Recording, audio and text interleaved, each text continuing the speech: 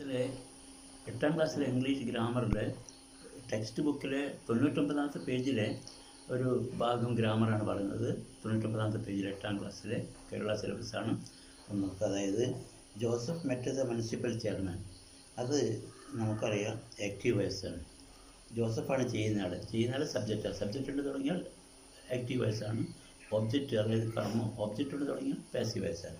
Joseph ചെയ്യുന്ന ആൾ Joseph met the municipal chairman, അത് ആക്റ്റീവ് വോയിസാണ്.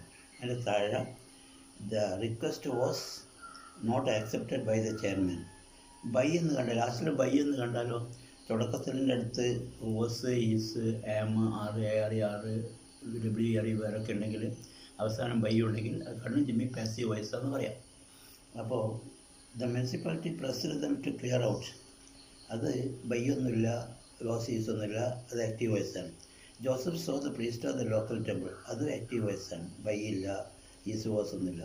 പിന്നെ he was offered the services of the temple elephant by the priest, അവിടെ by ലാസ്റ്റിലുണ്ട്, was ഉണ്ട്, അപ്പോൾ അത് പാസീവ് വോയിസാണ്. ഇങ്ങനെയാണ് പാസീവ് വോയിസാണ് ആക്റ്റീവ് വോയിസാണ് മനസ്സിലായത്.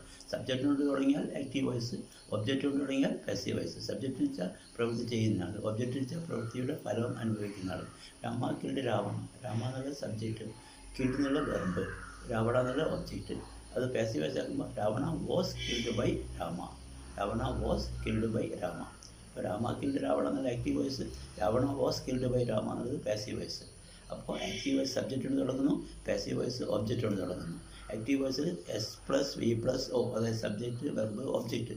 Passive വോയിസിൽ O plus B, B E ബീൻ്റെ രൂപം, പിന്നെ O plus B plus V three വെർബിൻ്റെ മൂന്നാമത്തെ രൂപം, പിന്നെ by B Y by plus subject. അപ്പോൾ O plus B E B plus V three plus by plus S, അതാണ് പാസീവ് വോയിസ്. ആക്റ്റീവ് വോയിസിൽ S plus V plus O, subject verb object. Okay, thank U.